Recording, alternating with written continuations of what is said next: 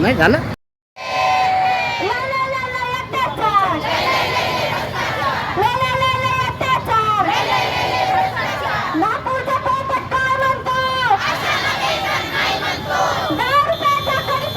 आज आपण संविधान चौक येथे आशा व गट प्रवर्तक यांचा भारी मोर्चा घेऊन आलेला आहोत.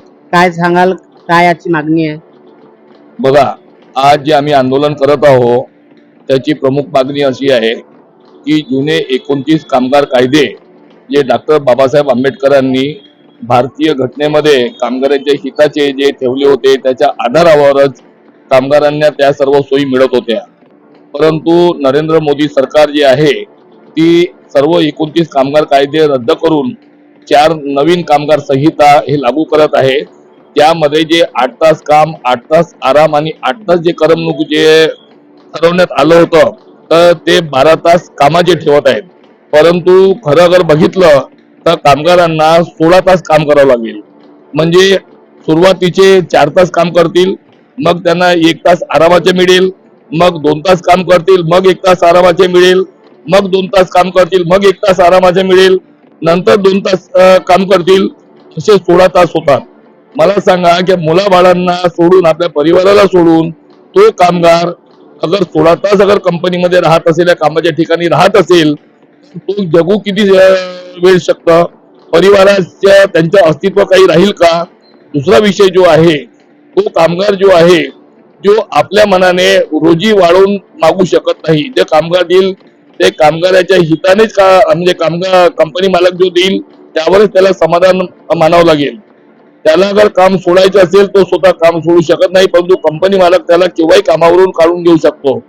तिसरा जो विषय जो आहे, त्यांच्या परिवारामध्ये कोणती काही घटना घडली आणि त्यांनी 1 दिवसाची 2 दिवसाची सुट्टी मागितली, परंतु अगर कंपनी मालकाच्या अगर मनात आलं का याला सुट्टी नाही द्यायची, तो कामगार काहीच करू शकत नाही. त्यांना कामावर जावंच लागेल, अन्यथा त्याला कार्यमुक्त केल्या जाऊ शकते. कोणत्याही कोर्टामध्ये त्याची सुनावणी होऊ शकत नाही, कारण की हे जे कामगार न्यायालय आहे हे पूर्णपणे सरकार बंद करण्याच्या प्रयत्नामध्ये आहेत. दुसरं म्हणून आम्ही काळा दिवस आज साजरा करत आहोत. तर हे फक्त नागपूर पुरतेच आहे की पूर्ण भारत देशामध्ये? महाराष्ट्र आज कामगार कायदे हे लागू होणार आहेत, म्हणून आजच्या दिवशी संपूर्ण भारतातल्या ज्या कामगार संघटना आहेत, जे सरकारच्या हिताची जी एक कामगार संघटना आहे तिला सोडलं तर सर्व कामगार संघटना एकत्रितपणे आज देशभर आंदोलन करीत आहेत. म्हणजे आपलं म्हणणं आहे की आज सरकारचा निषेध करत आहे का? सरकारचा निषेध करत आहे आणि आज आम्ही काळा दिवस साजरा करत आहोत. म्हणून तुम्ही बघा, सर्व काळे बिल्ले लावलेले आहेत. काय सांग, आपल्याकडे महिलांना घेऊन येतात, महिलांचे एक आपल्याकडे आशेने बघतात, काय सांगाल? आता महानगरपालिका असो किंवा जिल्हा प्रशासन असो, त्यांच्याकडे आशेचा किरण म्हणून सर्व आशा स्वयंसेविका घराघरामध्ये पोहोचून काम करत आहे आणि राज्य शासनाला आणि आरोग्य जी यंत्रणा आहे ती सुरळीत चालून त्यांना डाटा सुद्धा पोहोचत आहे. पण त्यांनी आशेच्याच किरणीने पाहावं, कारण की सप्टेंबर महिन्यापासूनचं जे मानधन आहे आणि आता महानगरपालिकेमध्ये निवडणुका झालेल्या आहेत, महापौर बसलेले आहे, या सुद्धा महिला आहे आणि आम्ही सुद्धा महिला आहोत. या महिलांचा विचार करून त्यांनी योग्य निर्णय द्यावा आणि महानगरपालिकेमध्ये जो घोटाळा होत आहे, स्टेशनरी घोटाळा असो किंवा कोणताही घोटाळा असो, सप्टेंबर महिन्यापासूनचं मानधन तुम्ही देत नाही आणि काम करून प्रत्येक महिन्याला घेत आहे, कुठेतरी अडचणी निर्माण होत आहे. आणि आमच्या इथे ज्या अशा संस्थेच्या काम करत आहेत त्यांच्या घरामध्ये किराणा नाही आहे, मुलांचं शिक्षण कसं करायचं आणि जे त्यांची प्रकृती बिघडत आहे त्यांच्यासाठी सुद्धा हॉस्पिटलमध्ये न्यायला पैसा सुद्धा नाही आहे. तर अशा प्रकारे आशानी कोणत्या किनारी त्यांच्याकडे बघण्याचा जो उद्देश आहे, हाच उद्देश आहे की आमचा इथे बसलेला आहोत की ज्या काही मागण्या आहेत त्या आमच्या पूर्ण कराव्या. आज आपण संविधान चौक इथे आलेले आहात, काय सांगाल, कुठून आले आपण? मी उषा मेश्राम, भंडारा जिल्हा सेक्रेटरी CI2 संघटना, शहापूर PSC आणि माझं गाव पण शहापूर. मला हे म्हणायचं आहे, सरकार इतके प्रोग्राम आणते, 1 महिना नाही जाऊ देत एका प्रोग्रामला तर दुसरा प्रोग्राम तयार करून ठेवते. मग आशांसाठी 6-6 महिने जर वेतन देत नसेल, मानधन देत नसेल, तर आशा कशी प्रोग्राम राबवेल? काय खाईल? काय उपाशी राहून आपलं काम करेल का? आता आपल्याला मानधन मिळालं नाही का? आम्हाला राज्याच्या मानधन फरवरीपर्यंत मिळालेलं आहे, पण केंद्राच्या मानधन नोव्हेंबर पासून एक बी मिळालेला नाहीये. आणि त्यांची ऑनलाईन काम आहेत, वारंवार ऑनलाईन काम. आयुष्यमान भारत आहे आणि वयवंदन कार्ड आहे 70 वर्षाच्या वरील, हाय आता एकदम तडाखा लावलेला आहे आशांच्या मागे. आणि HPV लस आहे, 14 वर्षाच्या मुलींना कॅन्सरची लस आहे. ते गावातील लोकांना काउन्सिलिंग करू करू आम्ही थकून गेलेले आहोत. मेडिकल ऑफिसर फिरते आमच्या सोबत, LAG फिरते, HA फिरते, सिस्टर फिरते, आशा फिरतात, सर्व फिरतात, पण लोक ऐकायला तयार नाही. कारण कोविडच्या लसीमुळे लोकांना भीती निर्माण झालेली आहे. त्यापासून आमच्या आशांचे मानधन कापण्यासाठी अधिकारी बसलेले आहेत की तुम्ही HPV लससाठी जर किशोरवयीन मुली आणत नसाल तर तुमच्या मानधन आम्ही कपात करू. ही धोक्याची घंटा आहे आशांसाठी. असे जर अधिकारी करत असतील तर काय गावातील लोक आमचे रिश्तेदार नाही आहेत, तरी आम्ही त्यांच्यासाठी एवढे मरमर काम करत आहे आशा. पण सरकारला जाग येत नाही. काम एवढे सांगत आहे आणि मानधन जर देत नसेल तर सरकारचे काम कसे करू. आणि आता जर आमचं मानधन 8 दिवसात आमच्या खात्यावर आला नाही तर आम्ही उपोषणावर जाण्याची आमची तयारी आहे. काय सांगाल ताई, कुठून आलात आपण? आम्ही भंडारा जिल्हा सुनंदा बशेशंकर. आताच ताईंनी सांगितलेलं आहे वेगवेगळे प्रोग्राम सरकार आणतो आणि ते सगळे प्रोग्राम्स आशांमार्फत जिल्हा स्तरावर PSC स्तरावर राबवून घेतल्या जाते. पण कोणताही जे खालूनच प्रोग्राम राबवत आहेत म्हणजे आशांमार्फतच प्रोग्राम राबवत आहेत. मग आशांचे 6-6, 7-7, 8-8 महिने जर प्रोग्राम त्यांचे मानधन निघत नसतील तर त्या का उपाशी राहून एवढे प्रोग्राम राबवणार आहेत का? मग हे गोष्ट आमच्या अधिकाऱ्यांना समजायला पाहिजे. अधिकारी अधिक प्रमाणात आशांवर जबरदस्ती करून तुम्ही आणत नसाल किंवा तुम्ही लाभार्थ्यांपर्यंत माहिती पोहोचवत नाही असे म्हणतात आणि रेकॉर्ड तुमचं अपडेट राहत नाही, असं झालं तसं झाले, असे वेगवेगळे प्रोग्राम्स येतात. आम्हाला वेळ सुद्धा परत नाही, लाभार्थ्यांपर्यंत आम्हाला व्हिजिट द्यायला सुद्धा वेळ राहत नाही. रेकॉर्ड इतकं मेंटेनन्स राहते आमच्याकडे. मग रेकॉर्ड मेंटेन असतात तर आमचे पत्र काढतात. अशा त्याच्यामुळे त्यांची मानसिकता सुद्धा म्हणजे तुम्हाला असं म्हणायचं आहे का की सरकारी ऑफिसर जे आहेत ते आपल्यावर कुठे ना कुठे प्रेशराईज करतात? हे म्हणायलाही हरकत नाही, कारण ते सुद्धा प्रेशराईज करतात. कारण त्यांच्यावरही वरचे अधिकारी प्रेशराईज करतात म्हणून ते आशांना प्रेशराईज करतात. आम्ही त्यांना यासाठी दोषी ठरवत नाही. हे प्रोग्रामच सरकार वेगवेगळ्या प्रकारचे प्रोग्राम काढत आहे. मग ते सगळे प्रोग्राम काही आशांसाठीच आहे का? आशाच खास स्तरावरून काम करते ना. मग खास स्तरावरून काम करते, मग त्यांचं दर महिन्याला मानधन व्हायला पाहिजे ना. 7 महिने आशांचे मानधन होणार नाही तर आशा काही उपाशी थोडी ना काम करणार आहे. दुसरी महत्वाची गोष्ट, थोड्या गोष्टीसाठी पत्र काढत असतात. मग आशांना तो मानसिक टेन्शन येतो ना. मग त्यांचं घरचं टेन्शन राहते, हा मानसिक टेन्शन राहते, परत मानधन राहत नाही. मग हे खूप याची गोष्ट आहे. परत मागच्या वर्षी सुद्धा 1500 रुपये केंद्र शासनाने वाढवले. अजून त्याचा 1 वर्ष होऊन गेला, अजून GR निघलेला नाही आहे. मग आता जर GR काढणार नाही अथवा कामाचा बोजा आशांवर खूप खूप अधिक प्रमाणात लाभलेला आहे, त्यामुळे आशांचे मृत्यू सुद्धा होत आहेत. मानसिक टेन्शनमुळे सुद्धा मृत्यू होत आहे.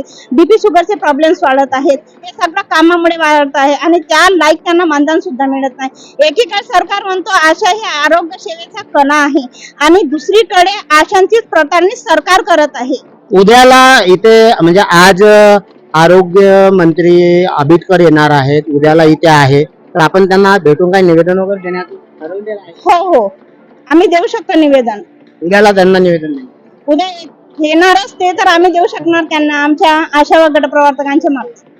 काय सांगाल ताई, कुठून आले आपण? काय नाव आपलं? सर, मी शहापूर PSC तर्फे आहे. सरिता आत्रे आहे माझं नाव. तर आज 5-6 महिने झाले आमच्या मानधन झाला आहे. घरची एकटी स्त्री आहे जी घराच्या दुवा म्हणून राहते. ती कशाने पालन पोषण करणार आपल्या घरच्यांच्या किंवा आपला जो संसार आहे ते कसे पालन पोषण? मग याच्यानंतर तीव्र आंदोलन कराल? हो सर, तयारी आहे आमची. आपण कुठून आलात ते? मी भंडारावरून आली आहे, शहापूर PSC. म्हणजे भंडारा जिल्हा अग्रसर दिसून राहिला. हो, आणि भंडारा जिल्ह्यात कामाचा एवढा बोज वाढलेला आहे भरपूरच. आता 2-3 महिन्यापूर्वी सिकल सेलचा बोज होता. ते सिकल सेलचा घरी जाऊन आता ब्लड फ्लूचा आलाय, त्याच्या करता तुम्हाला प्रत्येक जे योजना येईल ते आशाच्या डोक्यावर आहे आणि आशाला असं दाबून धरले आहे योजनेच्या. म्हणजे आशा आहे तर भारत देशातली जनता आहे. हो, आरोग्य आहे जनतेचं. आरोग्य सेवा आहे, आशा आहेत, आरोग्य सेवा आहे. नाहीतर कोणता अधिकारी हा घरोघरी जाऊन पर्यंत काम करू शकत नाही. काय सांगाल ताई, आपण कुठून आलात? मी नागपूरवरूनच आली आहे, नरसाळा UPSCतून अंजू चोपडे. आज इथे जो काळा दिवस साजरा करण्यात आला आहे, हे आम्ही एक कामगार आहे आणि कामगार विरोधी जे कायदे सरकारने चालवले आहे त्याचा निषेध म्हणून आज काळा दिवस इथे साजरा करत आहे. सगळ्यात महत्वाचं म्हणजे मला हे सांगायचं आहे की आशा वर्कर जर आरोग्याचा कणा आहे तर तिच्या आरोग्याचं काय? जर समाजातल्या 2-2.5 हजार लोकसंख्येच्या मागे आम्ही कामं करतो, त्या 2000 लोकसंख्येचा 3000 लोकसंख्येचा आमच्या खांद्यावर बोजा असतो का त्यांचा त्यांच्या प्रत्येक बीपी, शुगर, थायरॉइड, कॅन्सर सगळे आजार आमच्या पाठीमागे असते. याच्यातून आमची खूप मानसिक त्रास होतो आमचा. आणि त्याच्यात आमच्या आशा खूप शिकलेल्या नाही आहे. ज्या जुन्या आशा आहे त्या 10वी-12वी आहे आणि त्यांना मोबाईल ऑपरेट करायला लावतात. म्हणजे एक ऑपरेटिंगचं काम आम्हाला करायला लावतात. तर ऑपरेटरचा म्हणजे तुम्हाला सरकार स्मार्ट बनवत आहे. आम्हाला स्मार्ट बनवत आहे आणि एकीकडे आम्हाला दाबत आहे, शोषण करत आहे. आमचं नावलौकिक करून की आशामुळे जग वाचला, कोरोनामध्ये आशामुळे आपला भारत देश वाचला. तर याच्यामधून आशाला फक्त तिची स्तुती होत आहे. तिच्या स्वतःसाठी, तिच्या आरोग्यासाठी, तिच्या परिवारासाठी अशी कुठली तरतूद आशाच्या या योजनेमध्ये नाही आहे. तर ती जर आजारी पडली तर तिला या दवाखान्यामध्ये फॅसिलिटी आहे. जसं सर्वसामान्याची होरपळ होते दवाखान्यामध्ये गेल्यानंतर, तशीच आशाची पण होरपळ होते. म्हणजे तुम्ही बाकी महिलांना दवाखान्यात नेता, त्यांचं ट्रीटमेंट करून घेता, पण स्वतः करिता तुम्हाला लढावं लागतं. स्वतःसाठी आम्हाला लढावं लागतं. आज मी 650 आयुष्यमान कार्ड बनवले आहे. आम्हाला महानगरपालिकेने सांगितलंय तुम्हाला प्रत्येकी 30 रुपये देईल, परंतु अजून 30 पैसे सुद्धा आम्हाला दिले नाही आहे. तर ह्या कामाचे जे आतापर्यंत कुष्ठरोग, टीबी आहे, जे आम्ही लसीकरण करतो, काही आपले HPV आहे, तर हे सगळे काम आमच्याकडून फुकटमध्ये करून घेतात. त्यातल्या त्यात आमचं वोटिंगचं काम BLO म्हणून आमची नेमणूक केली आहे. तर त्याचा आम्हाला सक्त ताकीद दिल्या जाते की तुम्हाला याच्यापासून सुटका नाही. मग आम्ही हे काम करायचं की ते काम करायचं. तर आमची खूप अवहेलना होत आहे आणि आमचा 7 महिन्याचा जो पगार आहे, मानधन आहे, तो आलं पाहिजे. थँक्यू. कुठून आले ताई आपण? मी नागपूर जिल्ह्यात रंजना पुणेकर सहसचिव. सरकारची नीती आम्हाला आशांना फ्री काम करून घेण्याची आहे. डाटा एंट्रीच्या कामाचा मानसिक तणाव होत आहे आणि ज्या महिला घटस्फोटित विधवा आहे, 6-6 महिने मानधन देणार नाहीत. आम्ही घर कशाने चालवायचं? आमच्या आरोग्याची काळजी, आमचे लेकरं शिकन किंवा नाही शिकन याचा प्रश्न आम्हाला मोठा येऊन पडलेला आहे. जर असंच राहील सरकारची नीती, आम्ही मोठं आंदोलन करण्याचा याच्यासमोर मोठं आंदोलन करण्याचा निर्णय घेण्याला मजबूर होऊ. परंतु आता आपण सांगितलं की आपण सचिव आहात, मग आपण का सरकारला धारेवर पकडत नाही? मुंबईला गेले आहेत ना आपण? हा, मी मुंबईला गेलेला आहे. आमचं कृती समिती पाठपुरावा करत आहे, वारंवार त्यांना निवेदन देत आहे, पण ते त्याचा काही निष्कर्ष काढत नाहीये.